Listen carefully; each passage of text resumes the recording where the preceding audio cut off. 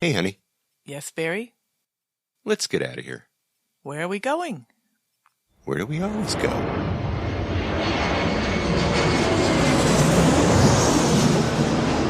Fascina el viento, este ritmo de palmas, sin naturaleza, hasta encontrar la playa.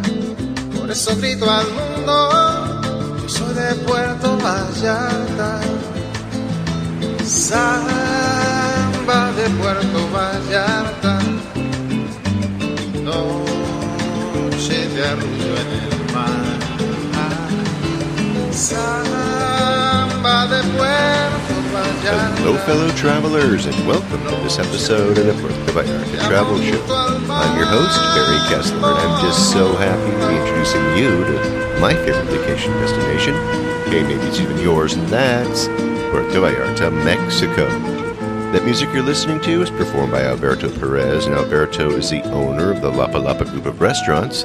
Those are the Lapa Lapa, Puerto Vallarta's oldest restaurant on the famous Los Muertos beach, and the El Dorado restaurant and beach club right next door. So you can enjoy that fantastic view of the Los Muertos pier, all lit up at night in beautiful colors, or during the day in its grand splendor for breakfast, lunch, or dinner, seated with your toes in the sand right at the water's edge. It's so romantic. It's so Puerto Vallarta, my friends.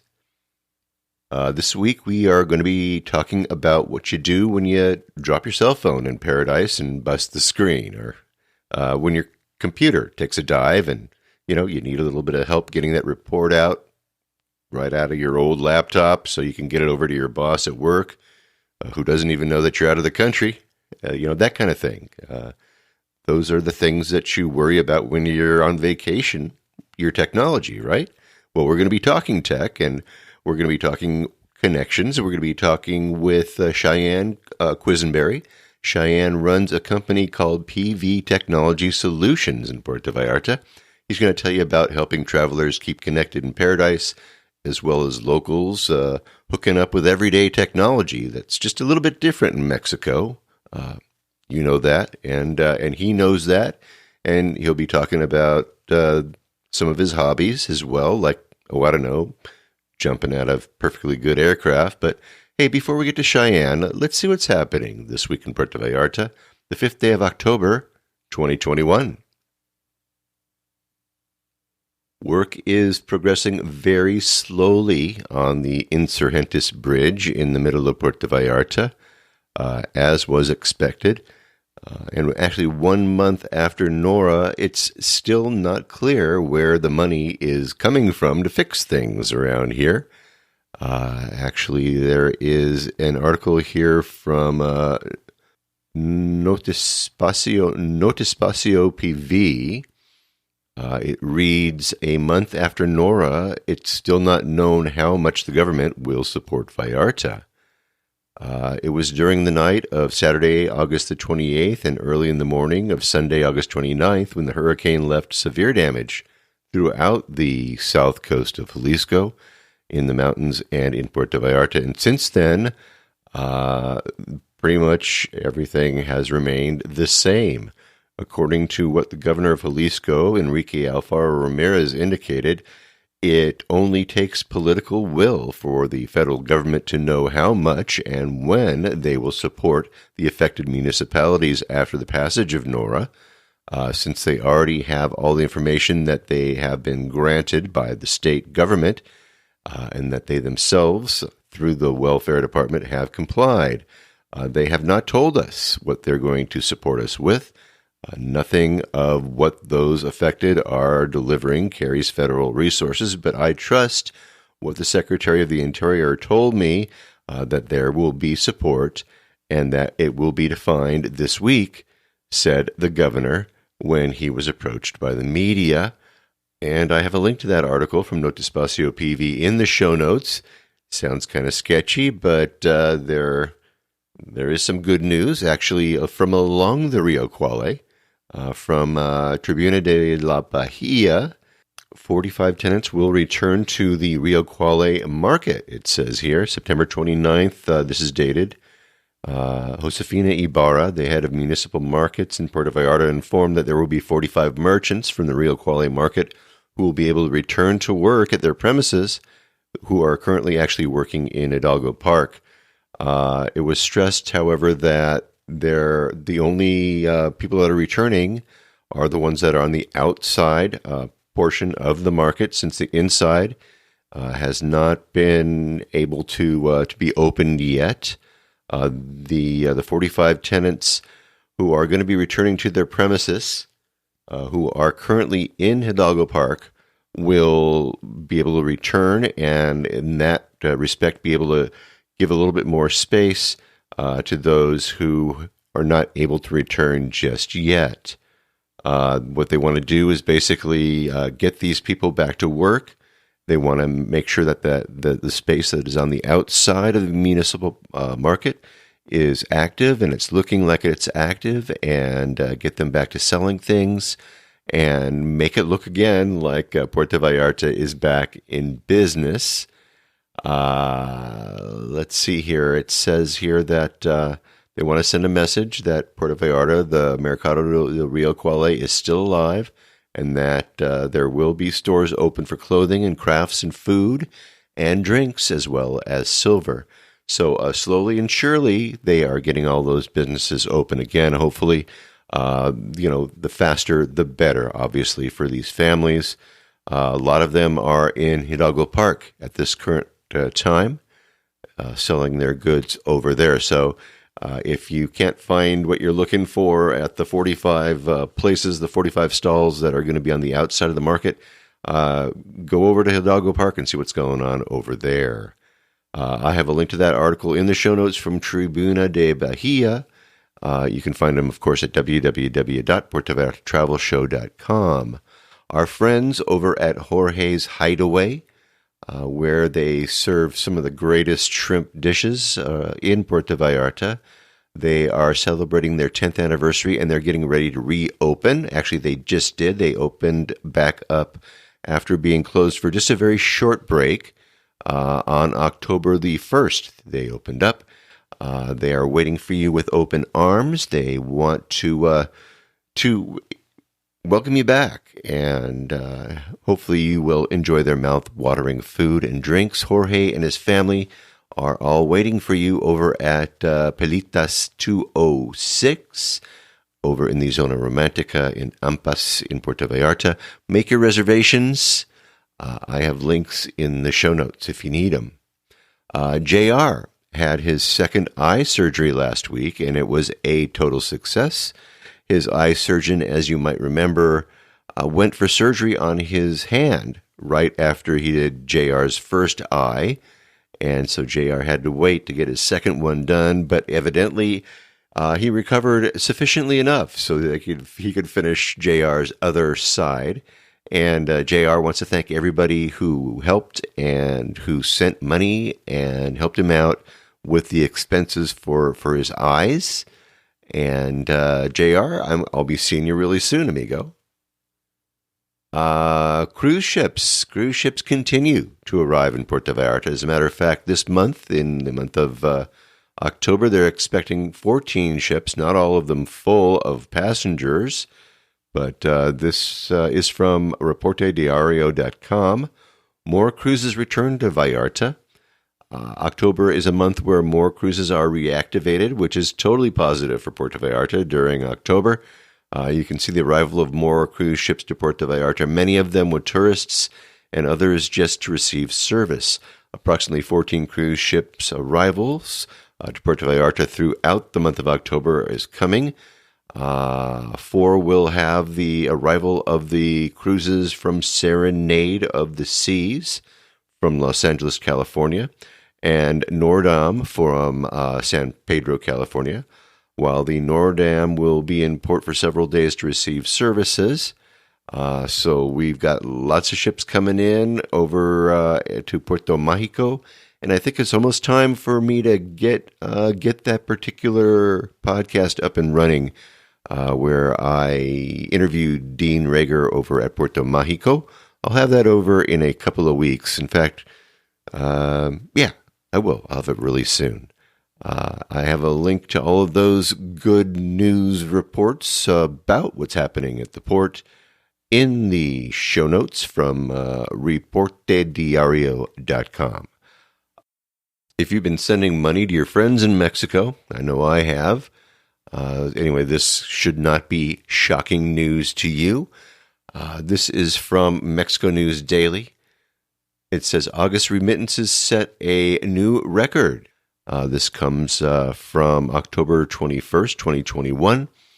Remittances from Mexicans working abroad continued their steady upward trend in August and set a new monthly record, according to the Bank of Mexico.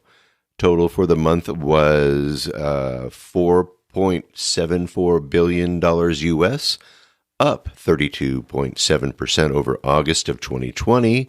It lifted the total for the year to $32.9 billion, an increase of 24.8% over the same period last year.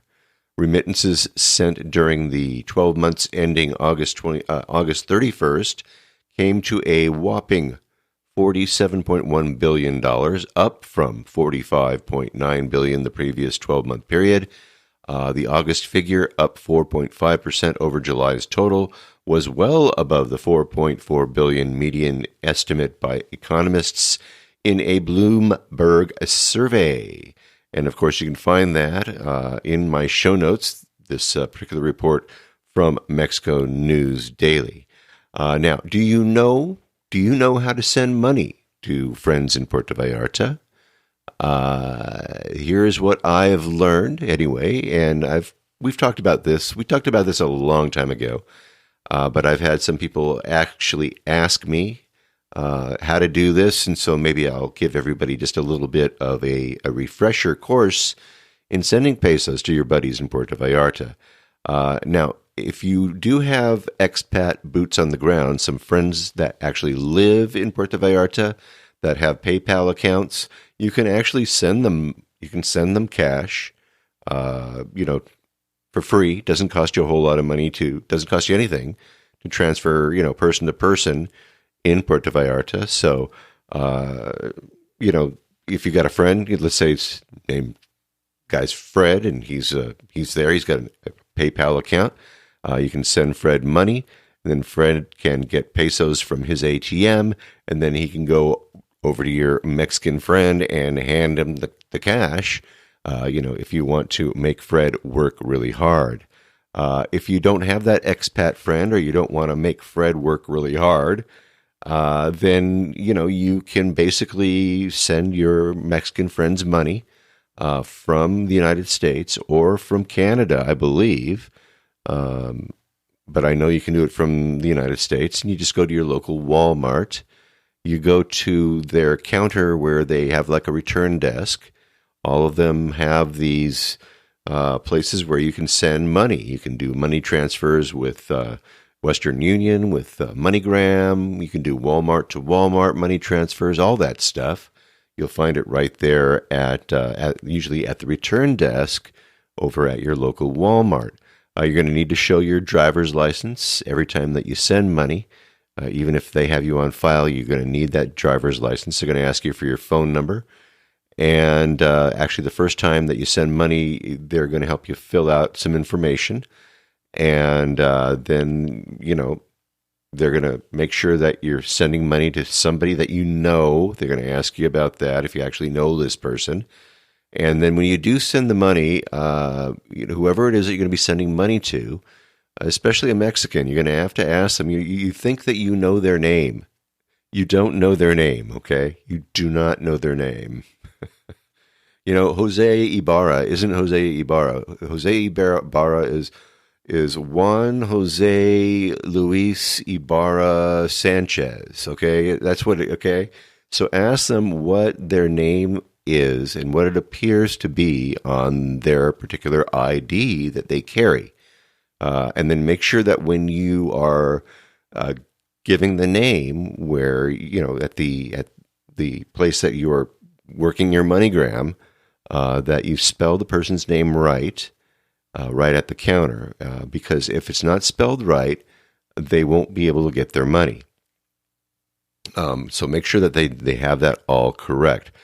Now, the person over at the Walmart is going to be asking you to verify some information. They're going to ask you to make sure that the spelling is correct. That big mile-long Mexican name is spelled correctly and in the right order. The state of Jalisco, you're going to tell them, and then they're going to ask you how you want to send it. Tell them it's MoneyGram. Just tell them that. It's the easiest way to do it. That way, whoever's going to be picking up the money can actually they could pick it up over at Lay Supermarket. They could pick it up at Guadalajara, Farmacia. They could pick it up over at their local Walmart. So send it MoneyGram. That's the best way to do it. Now, once you have that piece of paper, they're going to actually take that. They'll probably circle a number. They're going to say you want to send this number to the person. So you're going to take your camera, and let's say you are Facebook friends with this person. Go ahead and open up your Messenger app. Take a picture of the number and send that. You're going to take 3 pictures. Okay, one is going to be of the number. Then the other one, you're going to take a picture of the name. Get a nice close-up shot of the name of the recipient. Send that, and then get a nice close-up shot of the money, of the amount of money that you're going to be sending, and take a shot of that, and then send that. So those are the 3 pictures that you're going to want to send, so that when they're going to pick up their money, they're going to have no problem at all getting the money from the person who is over at the money desk, right? And now, if you're going to be sending anything like $50 or under, I think it's going to cost you about $4. Anything $50 and up, like I think all the way up to $1,000, I think it is like $9 or $10 US, I should say. So that's the cost of sending money.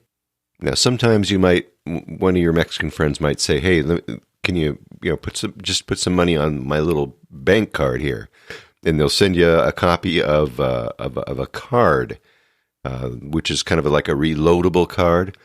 You can't do that. You can't do that from the United States. You can do that from Mexico. You can go to an OXXO and you can do an OXXO to OXXO transfer using one of those cards. You can go to Guadalajara Pharmacy and they'll tell you how to do it too, So your friends know how to do that kind of thing. But that's all local. You cannot load pesos from the United States onto these cards. It has to be done in Mexico, like I said, from an OXXO or a Farmacia Guadalajara. Now, at the OXXO, like I said, it's an OXXO to OXXO transfer, and from a Farmacia Guadalajara, it's a Farmacia Guadalajara to Farmacia Guadalajara transfer. Again, that has to be done in Mexico. There is a small fee for you to send money or to load money onto a friend's card when you're at one of these OXXOs or at the pharmacy. All right, so let's move off that money issue. Here is a report. Lo and behold, finally in Puerto Vallarta, the Puerto Vallarta letters that greet people as they enter town are finally here, and they have been unveiled from Puerto Vallarta reporter. The new Puerto Vallarta welcome letters are inaugurated. That was October 1st. In what was the last public event led by the outgoing mayor, Jorge Quintero Alvarado, and members of his city council, the new letters welcoming Puerto Vallarta were inaugurated in the presence of the artists who developed the project. Quintero thanked the artist, Jose Tomas Esparza Leon, and his children for the work done on the letters, a work that reflects the flora and the fauna of Puerto Vallarta. I embedded a video showing the whole event. You can find it in the show notes at www.puertovallartatravelshow.com. I got an email I want to share with you. I get a lot of emails, and I thank you for sending emails. Everybody who does it, it means so much to me. And I really mean it when I say that. But anyway, well, at least the nice ones. There's some crazy ones. I still get crazy ones who tell me that I'm killing people, but what can I tell you? It's part of my job, I guess, killing people. But anyway, here's one from Randy. Randy says, I know you've covered this before, but I'm just looking for a little bit of more info now that Uber is available. Do you feel that it's better than a taxi? We're coming to Puerto Vallarta in November for 9 days, then in March of 2022 for the month of March. This is our first time that we didn't stay someplace that included transportation to and from the airport. Navigating the area between baggage claim and the outside has always been an adventure. I understand that completely. An adventure that I could do without, he says. Just wondered if maybe you have some recommendations. Thanks, Randy. Okay, well, Randy, thank you for the email. I thought that this would be a good review for everybody, at least, especially people who have not been to Puerto Vallarta for a while. At least let's talk a little bit about the current situation as far as transportation to and from the airport is concerned. First, to be perfectly clear, the only taxis that are allowed to pick up at the airport are the federal taxis, just like always. It has not changed one bit. So even with the Ubers coming online, these Ubers cannot pick up at the airport. Now, because you have up till now always had transportation waiting for you to take you to the resort, Randy, it might seem a little bit weird, but it's actually really, really pretty easy. First of all, if you possibly can, bring pesos with you to Puerto Vallarta, right? Before you get on that airplane, you buy a few $100s worth of pesos at home, either through your bank, or go to a foreign currency exchange place, anything like that that's close to your house. That would be really great if you have pesos in your pocket when you get to Puerto Vallarta. If you can't do that, then at least be prepared to use your ATM card when you get to the airport. So in order to do that, make sure that your bank knows ahead of time that you're going to be going to, you're going to be using your ATM card when you're in Mexico. You want to call them before you leave the country. Give them the dates that you're going to be traveling. Let them know where you're going to be. Now, you're going to be getting off the airplane. You're going to be lining up in the immigration area, and you're going to wind your way along there through, snaking your way along until you get to the immigration officer, who's going to ask you to drop your mask and take off your hat so that he can match up your mug with the passport that you just handed to him. He's going to stamp your passport and your tourist card. He's going to tear off the bottom part of that card. He's going to shove that little part back into your passport, and he's going to wave you through. Now, by the way, the last time I went down, I could not find the stub, and it cost me 600 pesos to replace that.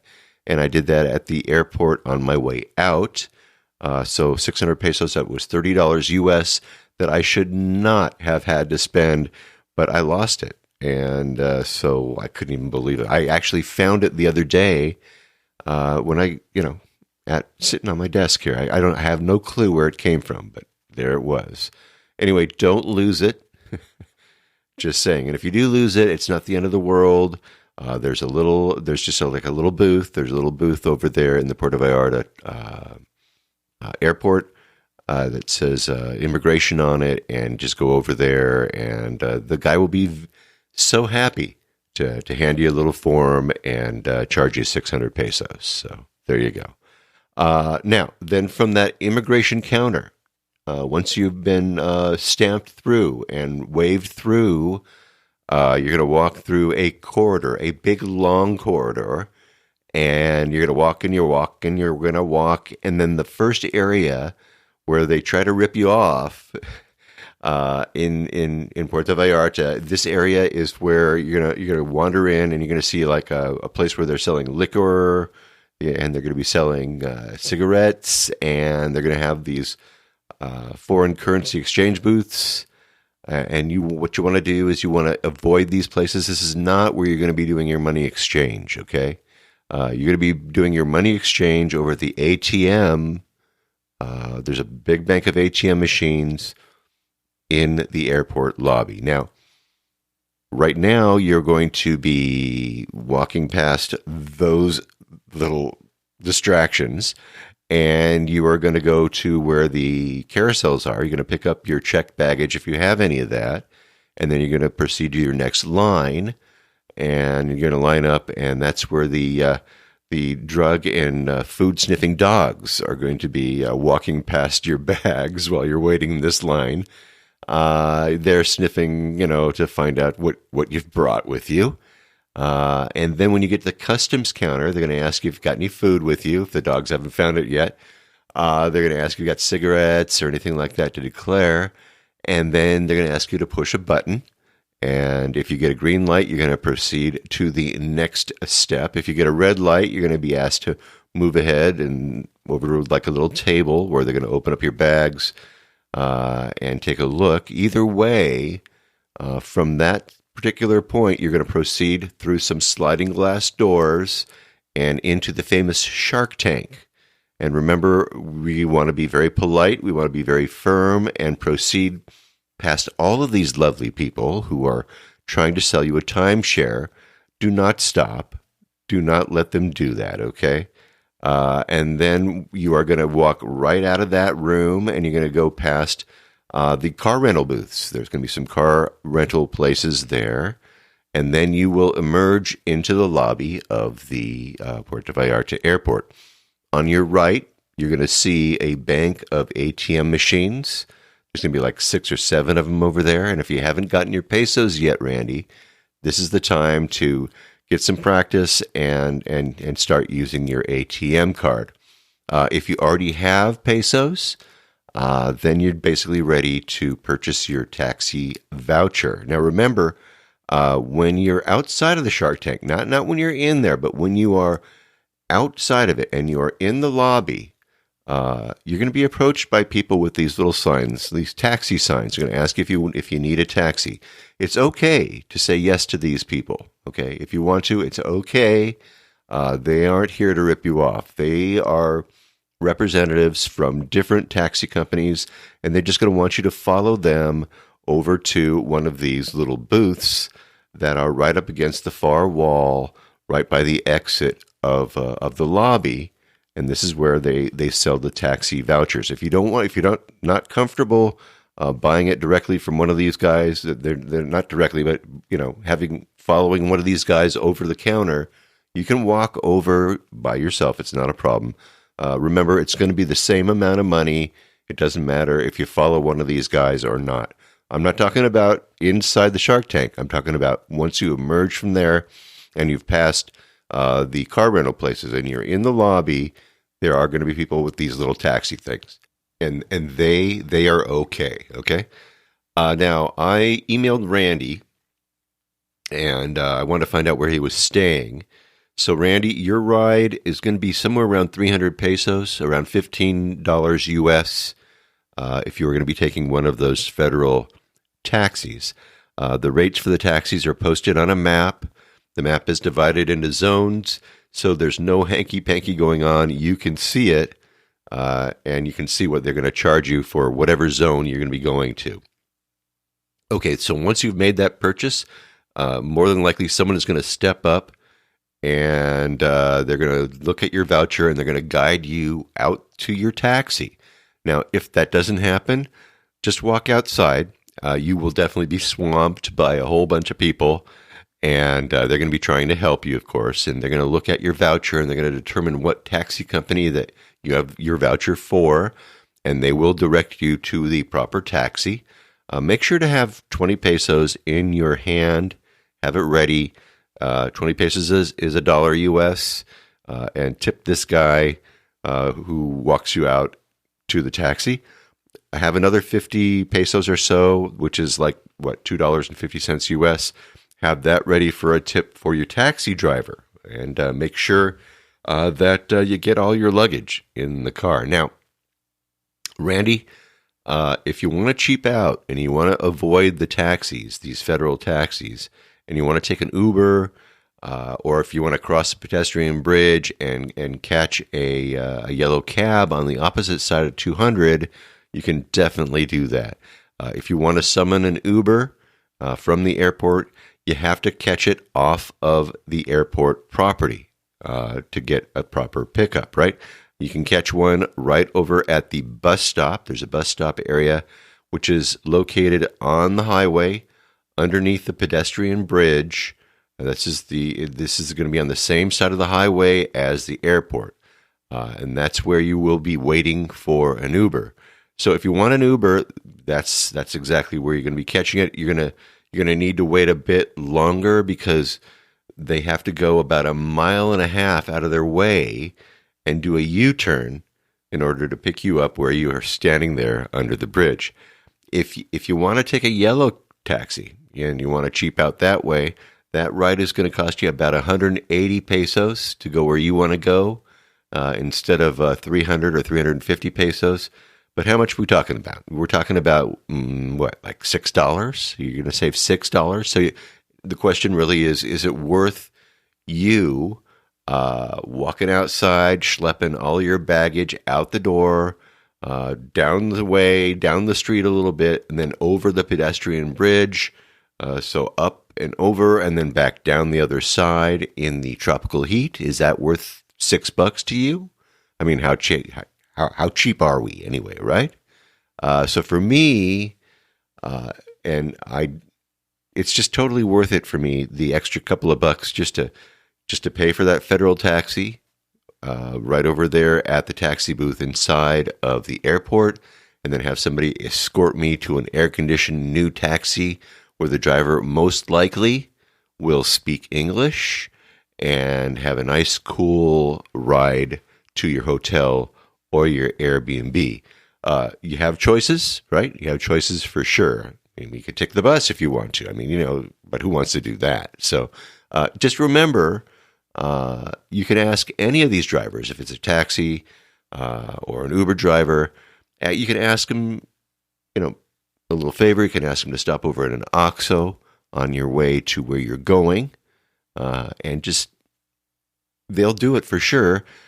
Just make sure that when you ask them if they would like some water, maybe a Coke, or maybe a beer, right? They would really appreciate that, and they're actually more apt to be even more helpful when they drop you off, with all your luggage and stuff. So, Randy, it's really easy. Don't get distracted. Everything will go just fine. And the airport cabs are really nice. They're very clean. They've got proper COVID protocol. And that's what I got to tell you about that, amigo. Now, I do use Uber. I use it for sure. In fact, I use just about everything. It depends on what's handy for me. If it's easy to hop on a bus, I'm using a bus. If it's inconvenient to wait around for an Uber, or if I need to walk away from from a bunch of taxis where they're sitting around, waiting around, I want to avoid, an Uber versus taxi confrontation. So maybe I'm going to be taking a taxi instead of calling an Uber. So, but for hygiene, for keeping it clean, the Ubers seem to be following the health protocols the closest, as far as what I can see. And look, I'm your COVID crash dummy. Okay, I've been back and forth now 6 times during the pandemic. I take buses, I take vans, I've taken taxis and Ubers, and Pangas, Colectivo, right? I mean, I've taken it all, and I've lived to tell the tale. So, just a hint, just make sure that before you get into a cab, as we've always said, make sure you know what it's going to cost you before you get in.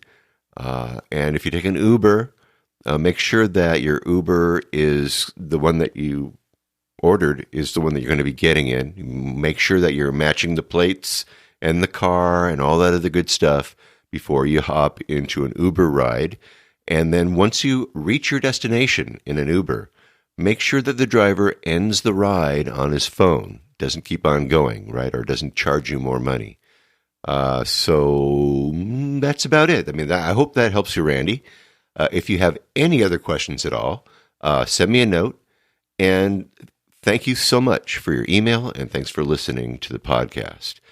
Speaking of traveling to paradise, I am going to be taking a quick little surprise trip to Puerto Vallarta on the 20th of this month, so just a couple weeks away. Last month, there were just so many distractions with the hurricane, and then combine that with, I was something of a tour guide for my son who was down for his first trip to Puerto Vallarta last time too. So that just took a lot of time. And so this time I'm going to be coming down for a week to do a little bit of catch-up work. I got to record some more interviews. I'm going to try to start getting 4 episodes out every month again. So I need to step up the interview taping. And I missed a number of interviews that I had planned before. So I got to get to work, man. Anyway, I'm going to be doing the cheap thing. I'm going to go Tijuana to Puerto Vallarta. I'll be driving down from my home in Los Angeles to the border. I'll park over at the CBX, or the Cross Border Express Crossing, where I will securely park my car with a daily charge of $15 a day. I'm going to enter the facility where I can take care of my immigration paperwork, cross over a 100-yard bridge from the United States side of the border to the Tijuana airport. And that costs $15 to take that little walkway from the U.S. each way. Now, from there, I will catch my direct flight. It's 2 hours and 40 minutes via Viva Aerobus to the Puerto Vallarta airport for a whopping $92 U.S. round trip. Eat your heart out, you guys. Cheap. Anyway, I'm really excited, and I got to thank listener Fred. Fred is the guy who gave me the information about CBX. We talked about it in the episode with JJ Vallarta a couple weeks back. If you missed it, you can learn a little bit more about it. Just go down to the little search box on the website and type in CBX, and it'll take you right to that episode. And I can't wait to report back to you guys on how everything goes, and especially report back to you, Marty. Marty gave me the idea to go back to Tijuana and do the Tijuana to Puerto Vallarta route once again. So I have another story about that too.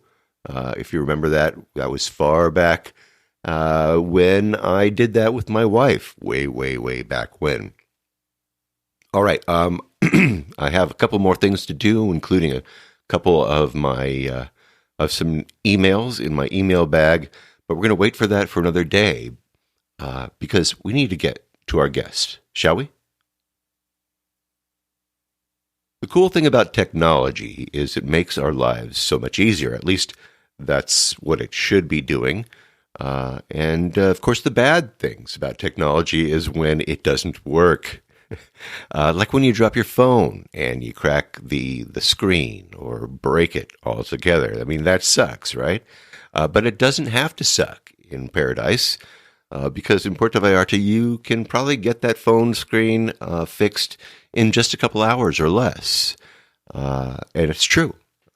What about your laptop? What if it's giving you fits? What if it's not doing what it should be doing? What if it's locked up and you got a project that you need to finish? How do you get the technical support that you need when you're in Puerto Vallarta, Mexico? Well, you go see Cheyenne. I'm going to introduce you to my friend. His name is Cheyenne Quisenberry, and I've been trying to get Cheyenne on the show for a couple of years now, believe it or not. He has a company called PV Technology Solutions, and it is located in the romantic zone of Puerto Vallarta. Cheyenne has some very interesting hobbies as well that I am going to ask him to share with us, and I'm sure you're going to enjoy what he has to say about those. So let's go right now to one of my favorite places in town where I love to record interviews because, well, I can eat and I can drink or snack with my interviewee with the ocean in the background. Sometimes a little live music is playing in the background too. And always an attentive staff at one of my favorite places over at Guates y Cohetes, right there with a beautiful, beautiful view of the beach in the Bahia de Banderas. So anyway, let's go right now to Guates y Cohetes. Let's get that view of the Los Muertos Pier, and let's meet Cheyenne Quisenberry, PV Technology Solutions, Puerto Vallarta, Mexico. Cheyenne, thanks for coming on the show today. Thank you. Tell us a little bit about yourself. Where are you from, and what was your path you're from Puerto Vallarta, aren't you? Yes, I'm from Puerto Vallarta. I was away for a while, but I was born and raised here practically. Where were you born? I was born in Puerto Vallarta, in Nogalitto, the Nogalitto area, up in the mountains, about 15 minutes away from Old Town. Very good. Actually, was visiting Nogalitto. We're gonna come to Nogalitto with the Puerto Vallarta Travel Show pretty soon. So when you say you left there, you go to the States. Where'd you go? Yeah, from Nogalitto, I left to the States when I was about 3 years old. Came back when I was 8, and I've been in Nogalitto ever since. Excellent. Okay, so what do you do? What do you do now? What's your passion? What's your job here? My job here is computer repairs. I do computer repairs, cell phone repairs. I do networking, just technology, basically. I have a little shop in Old Town, about 2 blocks away from the pier, and that's what I do for a living down here. Really? Okay, so tell me about your clients. When they come, are they doing mostly, they're bringing in their laptops and stuff like that? What are they doing? Yeah, I have a little bit of everything going on. Like, I have people coming with laptops, people coming with cell phones. I had clients coming in with curling irons. We fix those too.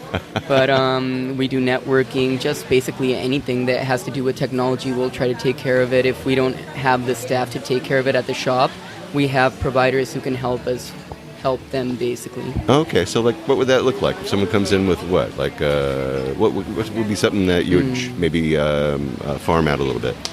Well, for example, if somebody comes in with a broken TV, we have people that could probably fix the TV. We have people that we could refer to, like, for video editing. We don't do it personally at the shop, but I know a really amazing guy. His name is Ines. He has a company called Vallarta Media. So we forward basically that business to him, and he does a really great job at it. So we have all the right people to do all the right stuff when it comes to technology. Really? So you're just like a one-stop technology shop, basically? Yes, exactly. All right. So if someone comes and drops their phone and breaks the glass on the top, you do that, yeah? Yeah, definitely. Like, when it comes to iPhones, we have all the parts in stock to do it at the shop. We can change an iPhone screen in like 30 to 40 minutes. We usually ask for an hour to have a little bit of extra time in case anything goes wrong. But like, if it's an Android, we don't have the parts in stock, but we have the service providers with parts in stock, so it takes a couple of extra hours to get that taken care of. Oh, hours. I was thinking maybe you're going to say days or weeks, but no, huh? Unless we have to get the part. If it's a very rare part or a very expensive part, we have to order it in from Guadalajara. It can take up to 2 days.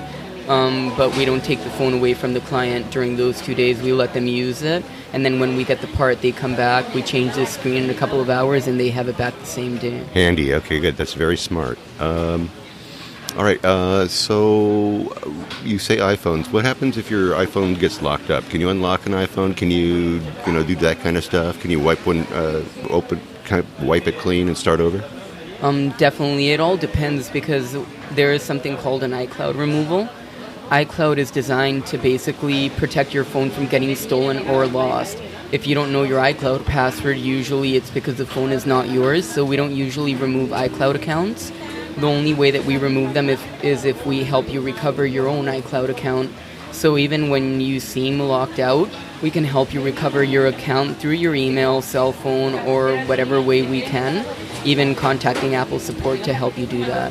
So yes, we can unlock your iPhone. Okay, so would you say that your business, that most of your business is kind of, maybe even a lot of your business is phone related?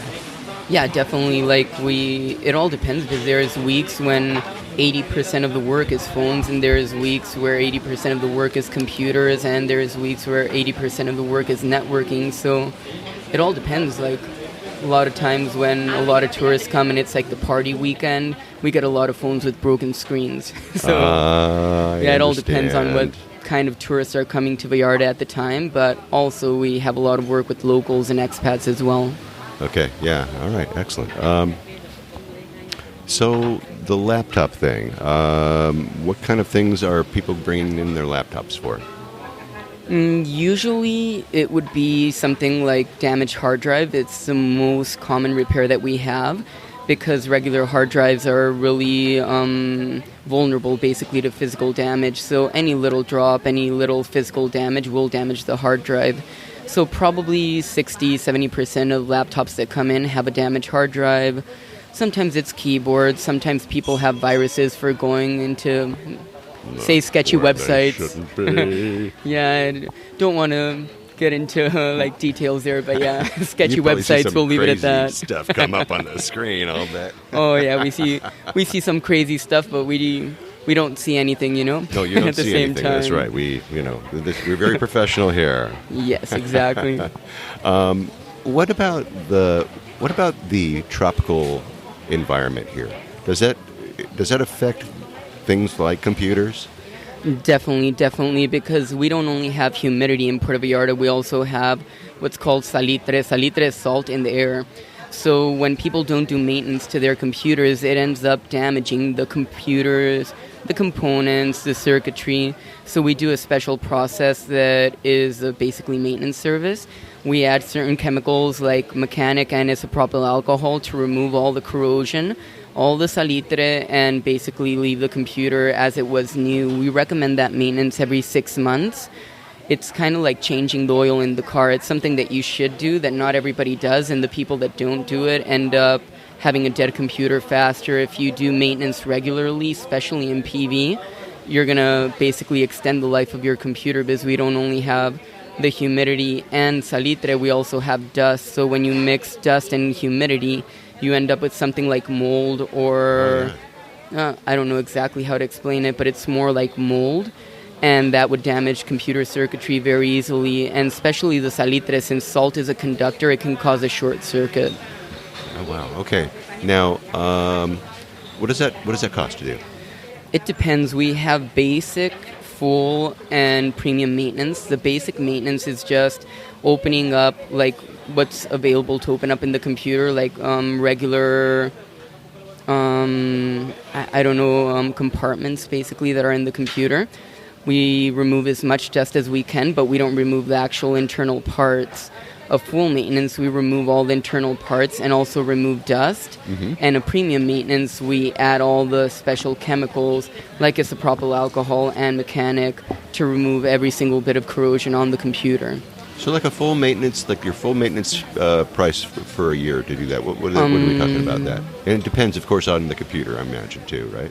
Or yeah, it depends on the computer you have, but usually the prices are basic maintenance is 500 pesos, a full maintenance is 1,000 pesos, and the premium maintenance is 1,500 pesos for a regular computer. If we're doing maintenance on an iMac, we have to order special seals. We have to risk breaking a screen that can be up to 25,000 pesos. Yahoo. I did that recently, and it wasn't good. Nope. For 2,500 pesos that we charge for the full maintenance, I had to pay 25,000 pesos for a screen. Yeah. So it's not fun. I hear you. I was in the jewelry business. I've broken diamonds before, okay? Yeah, no, it's crazy. That screen's basically a diamond. Yeah, really.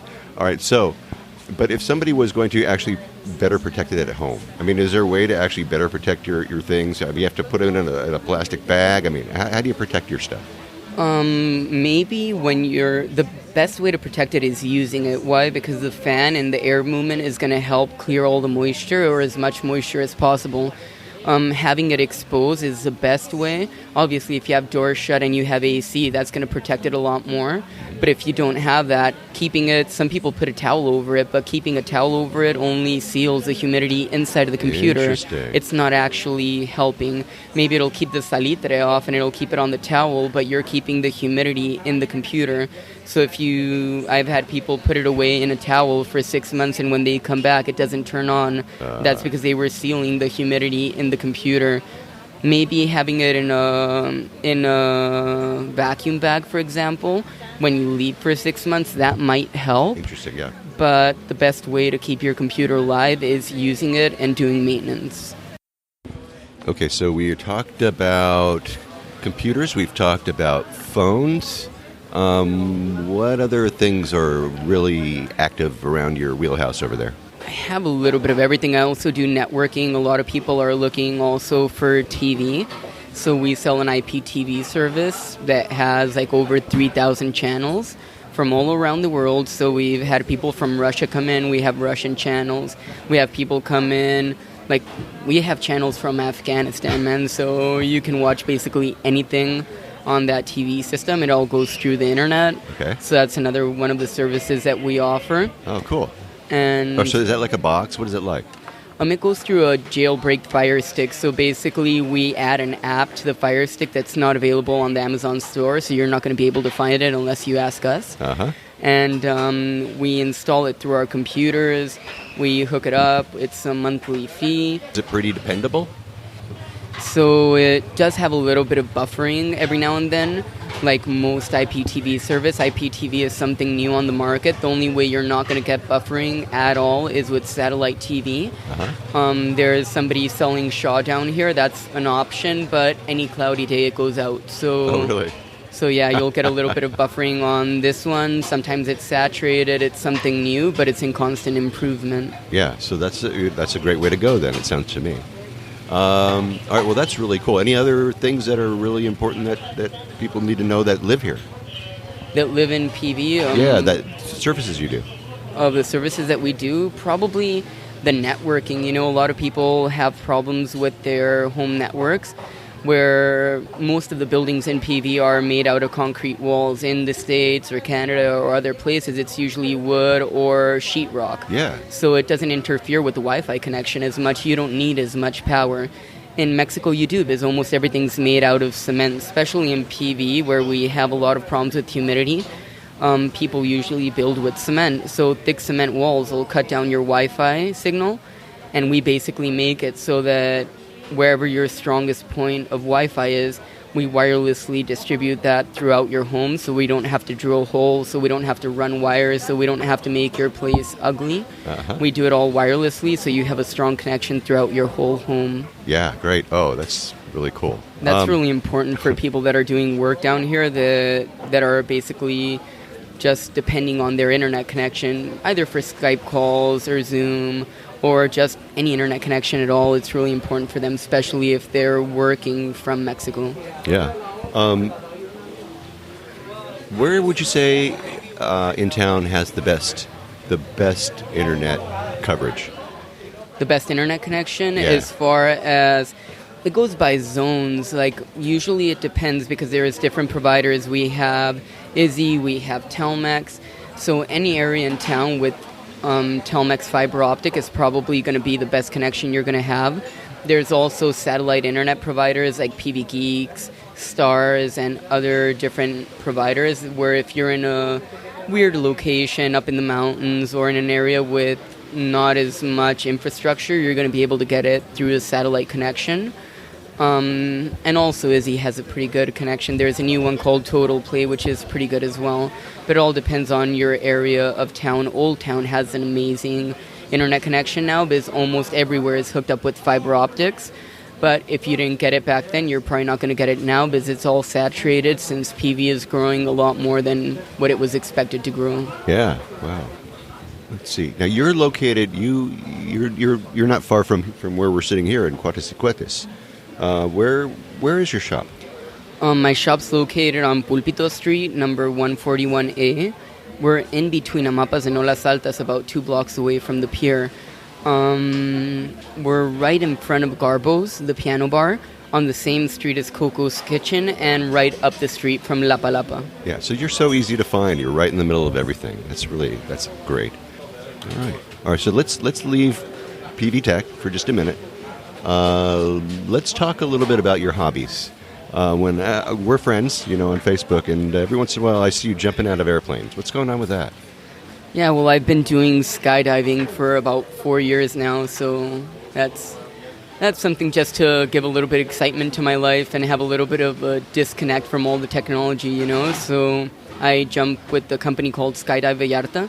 Skydive Vallarta is located under in the underground parking lot of Plaza Peninsula. It's the only company right now that offers skydiving in Puerto Vallarta. We fly out of a Cessna 182. And sometimes we fly out of a bigger plane, but I've been doing that for about 4 years, and it's pretty exciting. Yeah. So tell me, walk me through that. You get up in the air. How high you guys go? So it all depends on the airplane that we're working with. Usually they fly out of a Cessna 182 during low season, but in high season we usually get a rental plane or a visitor plane. Sometimes comes from Canada, sometimes from the U.S. It's either a Caravan or a King Caravan that fits more people and gives us more altitude. But out of a Cessna 182, we jump at about 10,000 feet approximately. Out of the other plane, we go up to 12 or 13,000 feet approximately. So where are you jumping and where are you landing? Well, basically the jump starts at Plaza Peninsula. We drive to the International Airport of Puerto Vallarta. We grab the flight there, and we land on the beach in front of the Peninsula Towers. So tell everybody where the peninsula is. Give us a kind of a geographic location for the peninsula. So Plaza Peninsula is in the hotel zone. It's right where the Holiday Inn is as well. So if you're driving to the airport from Old Town, it's about a 20-minute drive, I guess. It's about halfway between Old Town and the airport before the marina. Okay, so that's where you're landing. Mm-hmm. And now you do a free fall and a landing. Okay, so how long does it take from the minute you jump out of the plane to when you hit the sand? It depends on the kind of jump that we're doing, but usually it can be about 45 seconds to 1 minute of free fall. And then we have the canopy time, which can go up to 5 minutes maybe, usually a lot less than that. It all depends how long we want to stay in there and what altitude we open at. And those are all kind of like glider type chutes, right? They're basically just not gliders, but parachutes. Uh-huh. It all depends. There's tandems and sport rigs. Okay. I jump with the sport rig. A tandem is what a person jumps with as a client when they're not a skydiver. So basically they jump with somebody strapped onto their back to be able to control the parachute since they don't have the required training to do it. Right. That's an interesting way to go, right? But I'm sure it's just a thrill for people who have never done it. Yeah, and believe it or not, it's a lot safer than paragliding or parasailing because parasailing, you're jumping attached to a rope that's on a boat. You don't have any direction, any training, or anybody that's helping you direct your parachute. So we've had a lot of cases of little accidents. Oh, yeah, little ones and big ones, too, around here. Just recently, a poor lady hanging from a electric pole. Yeah, exactly. Yeah. Exactly. We don't want to do that. No, you don't want to do that. No. But, hey, how do you control that? How do you land where you want to land? How do you do that? So basically we have something called toggles. Those toggles are two lines that are attached to the parachute.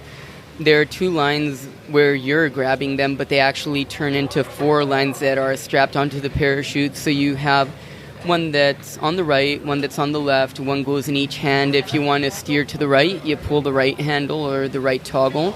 If you want to go to the left, you pull the left toggle. If you want to lose altitude, you pull the toggle very, very strong, and that way you'll start basically doing like a tornado, basically. You'll start spinning, and that'll make you lose altitude faster.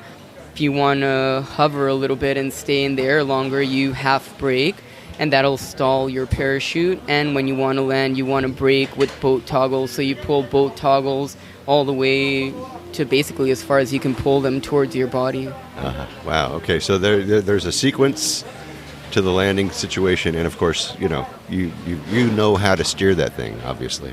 Yes, definitely, and we also have landing patterns as well. Okay, and then now you're not jumping on real windy days either, I imagine. Not really, but we could. Like it's not like hurricane winds, Right. but actually we depend on wind. We need wind to be able to land. We actually land against the wind, so the wind actually helps us break our parachute, because when we break, we expose more of the fabric of our parachute to the wind that's coming the other way, and that helps us break. So wind is really, really important for Interesting. us. Okay, you would think no. You need the wind to be away so you don't get hanging from a telephone pole or something like that. You have other hobbies, right? You dive? Yeah, well, I do spear fishing, but I don't use a tank. So I basically free dive and spearfish, and I also do bodyboarding as well, Yeah. which is also water sport. So where do you spearfish around here? Where's the cleanest, best water to do that in? There's a lot of spots. Basically, the whole bay is really, really good for spearfishing. The only place that you can't really spearfish is in Los Arcos. Los Arcos is a national park, so we cannot spearfish there. If we do, we could go to jail, basically, Yeah. so we don't want to do that. No, bad things will happen to you. Yeah, definitely. But there's a lot of really beautiful spots to spearfish in the whole bay. You can basically spearfish anywhere in the bay. I like spearfishing where there's rocks because it's more like a reef area, and usually there's more of an ecosystem there. I don't have the right training to fish in blue waters yet, so I haven't gone out into very deep waters to do that. But usually whenever you see rock formations, you can spearfish there.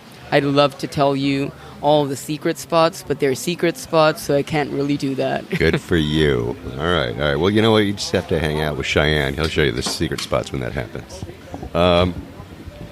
Any other hobbies? Any other cool hobbies you want to share with us? I do bodyboarding as well. I like basically going out to nature, so that's another where do you thing. bodyboard? Where's the good bodyboarding area?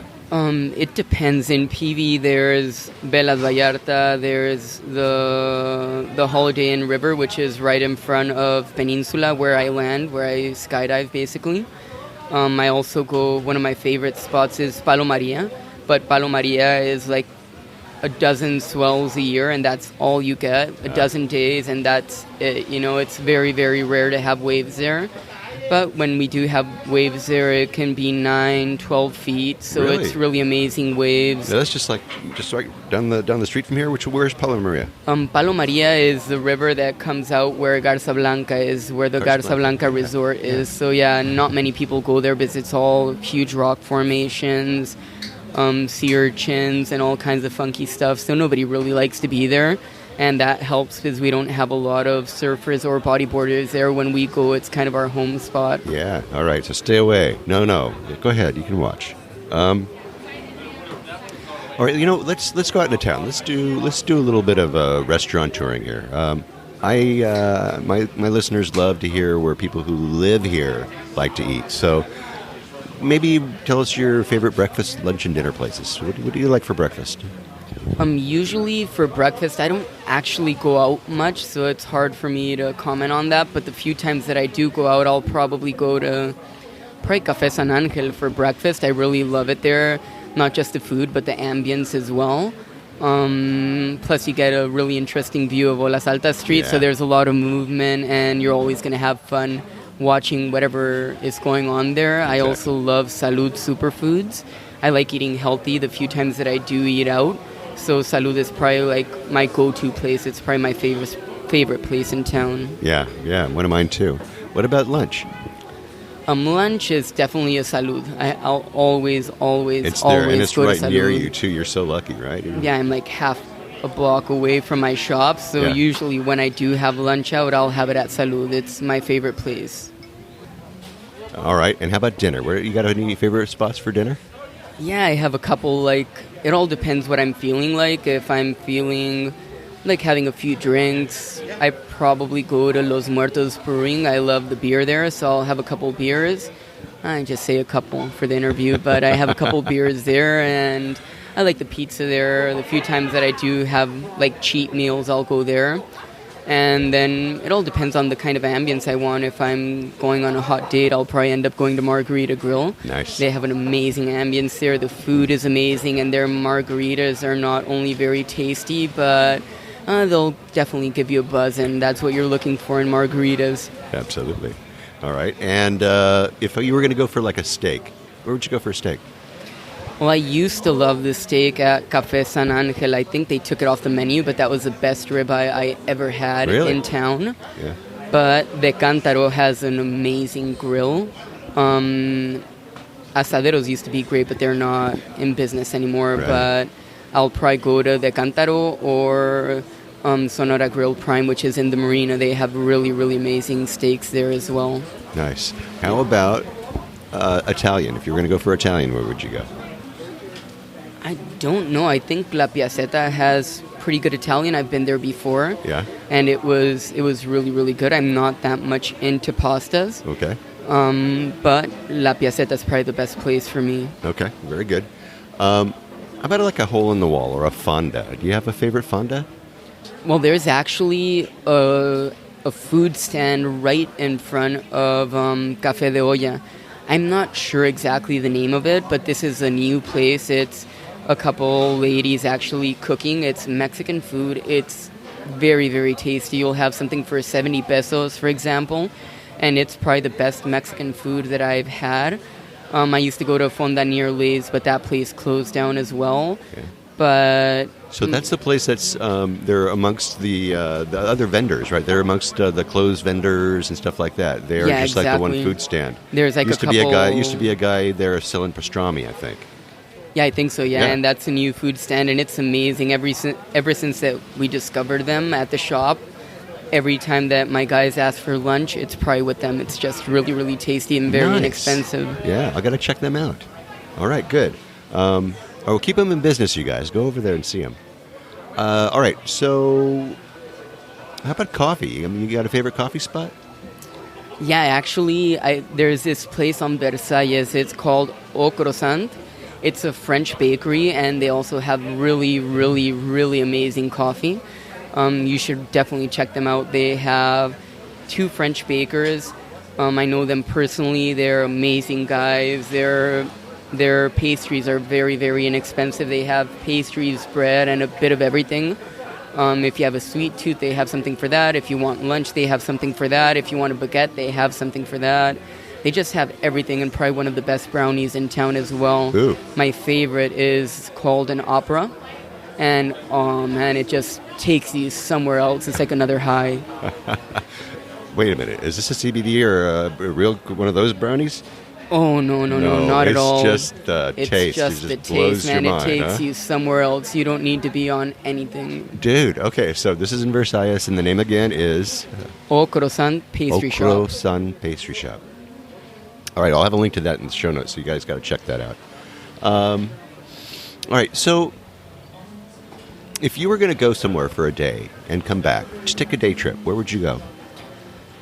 It would probably be some beach, depending on what I want to do. If there's a swell or if I want to go fishing. So if there is no waves, I'll probably go to Punta Perula. I'll probably go south. I really enjoy going north, but there is a lot more people there. And if you go south, there's a lot more virgin beaches out there. Mm-hmm. So you'll get more of a Mexican experience, rather than a Miami Beach kind of thing. Yeah, but now the Punta Perula, that's going to be like a 3-day trip, isn't it? That's not going to be a 1 day. Can you do that in 1 day? Definitely. It's a 2-hour drive, so Seriously? if you leave early good. enough, you'll get to Punta Perula and come back. There's also Cruz de Loreto, but that's more of a surfing place. There's not much else to do there.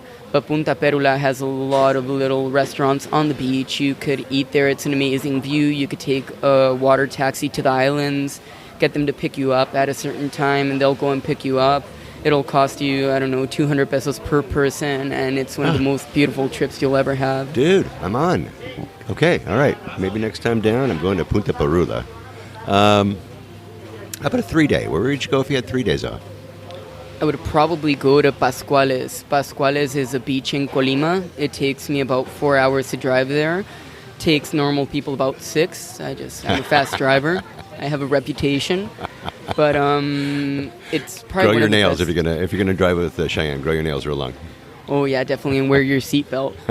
But Pascuales is probably one of the best waves and probably one of the biggest waves in Mexico. I don't go there when it's huge because it's too dangerous, but I really, really love going there and training because it's one of those that takes me out of my comfort zone and gets me really basically fighting for my life with every wave that I catch. So I really, really love it there. Wow, look at you, man. You are just an adrenaline guy. You like the adrenaline. All right, so that's your 3-day. If you had somebody that was coming into town, you just didn't have time to show them Puerto Vallarta, but you were going to take them to the one spot that most represents Puerto Vallarta, what would that spot be? It really, really depends because Puerto Vallarta has culture, it has beaches, it has a little bit of everything, but to me, Puerto Vallarta is a little beach paradise, and the little beach paradise or beach town that Puerto Vallarta used to be, you'll probably only find that probably like in Boca de Tomates, where you have all the little restaurants, Mexican music, all of that. That's one of the few places that actually preserves the little Mexican beach spot. That's where all the Mexicans go to eat seafood on the beach, basically. I love to go there because I love to be with the families and Mexican families. It's so wonderful. So wonderful. All right. How about the best view? What's the best view in Puerto Vallarta? The best view in Puerto Other than Vallarta. from, 10,000 feet. Oh, 10,000 feet's definitely the best view. You want to be there, especially falling from 10,000 feet. You get like the Google Maps view in high definition of Puerto Vallarta. But I don't know, Cerro de la Cruz really, really has an amazing view. There are some unknown hike trails that I've gone on to that are a little bit dangerous, so that's probably the best view that I know. But the best view that's accessible is probably Cerro de la Cruz. Okay. And what would you say is the most accessible waterfall to this area? Probably Palo Maria. Palo Maria is one of the most accessible waterfalls. It's not that big of a hike. There's some trails, so you're partially on trails, partially through the river. It'll take you half an hour if you're fast at walking in the river, probably an hour to walk up there if you're slow. But that's probably the fastest place to get to, easiest place to get to, deepest place to get to, and also one of the cleanest as well. And where will they find that? They'll find that on the Highway 200, about 15 to 20 minutes south of Old Town, right when you get to Garza Blanca Resort. Okay, very good, very good. If you had a word of advice for a first-time traveler to Puerto Vallarta, Cheyenne, what would it be? To actually get out of the hotel zone, actually go and see Puerto Vallarta. Don't stay in an all-inclusive. Stay somewhere where you can just stay the night at your hotel, use it as a shelter, and go out there and just find places. If you're going to eat in Old Town. That's probably the best place to eat. If you want to go to the beach, go to the beach out of Old Town, because I don't really like the beach at Old Town, so yeah. You could go to some other beach outside of Old Town. You could go to Conchas Chinas. You could go north a little bit. Basically, if you're coming to Puerto Vallarta, go out and explore. Don't stay in your all-inclusive hotel, and try to shop locally as well. It's a lot better than going to all the huge markets or Oxxos. If you find a little corner store, help them out. Yeah. Keeps businesses alive. It sure does. And, you'll actually get people that want to help you, too, which is nice. How about a word of warning? What kind of word of warning would you give somebody? Well, probably don't get drunk and aggressive with locals. That's not going to go good. I had a recent experience with one guy that was at Los Muertos, and he didn't want to wear a face mask to walk into the restaurant. All you have to do is wear it, walk in, take it off, that's it, and started yelling at the waitress, and a lot of the locals got a little bit aggressive with him because he was basically being an asshole. So, I don't know, just don't be an asshole, If you're really nice to people, you're going to get helped by everybody down here. Everybody wants to help. A lot of people want to sell you stuff, but everybody actually wants to help you, from the heart. So be nice to people, It's not really hard. So, what a great answer. You're from El Nogolito. We didn't talk that much about it. Is there a place in El Nogolito where people could go and eat? Yeah, definitely. There's 2 restaurants in Nogales where people can go and eat. One of them, I'm not sure exactly the name of the restaurant, but it's like half a block away from my house, and I don't know the name of it. Shame It on you. changes names all the time, but that's probably the best place. It's right on the river. It's halfway into Nogalito, and it's just amazing. There's another place called Nogalito Eco Park as well. You can go there, but I prefer the other restaurant a little bit more. It's right on the river. It's right next to my house, and it's just beautiful. They have a nice little garden area, and Oh, nice. it oversees the river. It's beautiful there. Cool. All right. Well, I'll find that, and I'll put that as well on the Google Maps. So if you ever want to go and visit El Nogalito, which, it's an interesting spot. It's not far from here at all. So I'll have that as well. All right. Let's go back to your business. Give us the name of your business again. It's PV Technology Solutions, or PV Tech. Okay. And you are you online? You like Instagram and Facebook and all that stuff? Yeah, we have our Facebook page. You can find us as PV Technology Solutions on Facebook. You can find our website as well at www.pvtexsol.com. And we also have an Instagram. It's PV Texsol, but we're not very active there. We also have a Google business page as well if you want to visit us through Google. Okay. All right. Well, very good. Well, I will have links to all those things in the show notes. Of course, you can find it at www.puertovallartatravelshow.com. And we will have that all there for pictures. I'll have a picture of Cheyenne jumping out of an airplane. I'll have him, working, I know, it's hard to believe, but he actually does work, and he works hard. And I want to thank you very much for allowing me to introduce you and PV Technology Solutions to my listeners. I truly appreciate it. I really appreciate the invitation. After about 3 years of planning this, we finally got it done. Been chasing you down, brother. Thank you, man. Thank you. Thanks to you. Okay, Cheyenne. Thank you, buddy. Thanks very much for that very helpful interview. I have links and I have pictures in the show notes, including that ever-famous Google map that'll take you to the front door of PV Technology Solutions. All right. Well, that should do it. That should do it for this week. Next week, stay tuned for more on-the-ground reports from Puerto Vallarta, Mexico, with travel tips, great restaurant excursion ideas, and more. But until then, remember that this is an interactive show where I depend on your questions and your suggestions about all things Puerto Vallarta. If you think of something that I should be talking about, well, please reach out to me by clicking on the Contact Us tab and sending us your message. And remember, if you're considering booking any type of tour while you're in Puerto Vallarta, you must go to vallartainfo.com. That's JR's website. Reserve your tour through him right from his website. Remember, this is a value-for-value proposition. His experience and on-the-ground knowledge of everything Puerto Vallarta in exchange for your making a purchase of a tour that you would do anyway. You're just doing it through him as a way of saying thank you. Thanks, JR, for being our guide. It costs no more than if you were going to use someone else. So do it, really. And when you do take one of those tours, email me about your experiences. Maybe you can come on board and share with others what you liked or didn't like about the tour. Again, contact me by clicking on the Contact Us tab and sending off a message. And don't forget, he's got his maps, his DIY tours, his revitalized happy hour board, and more. And I have links to all of those in the show notes. And once again, if you like this podcast, take the time, subscribe, give me a good review wherever you happen to be listening to the podcast, or share it with a friend. That's the best way to do it. That way we can get the word out to more and more people about the magic of this place, Puerto Vallarta, Mexico.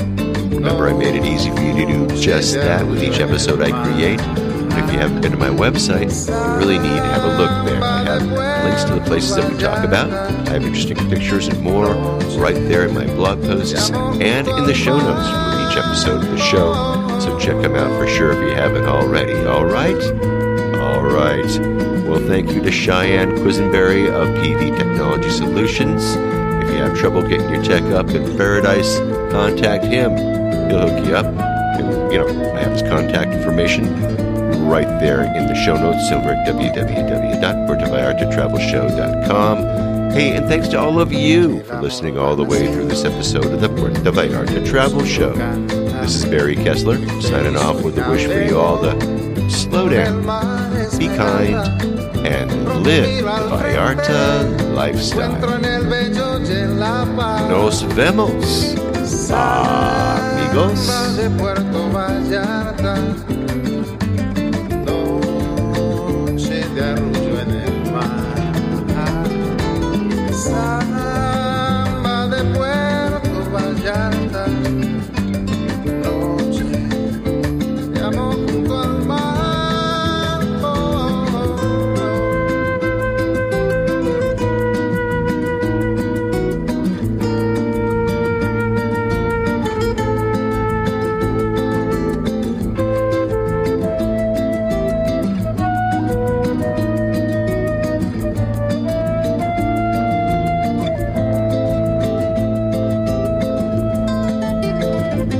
Solo camino, perno por la playa, me encuentro junto al río, cuando todo está en calma, pronto cae la noche, me brillas Puerto Vallarta, samba de Puerto Vallarta, noche de arrullo en el mar,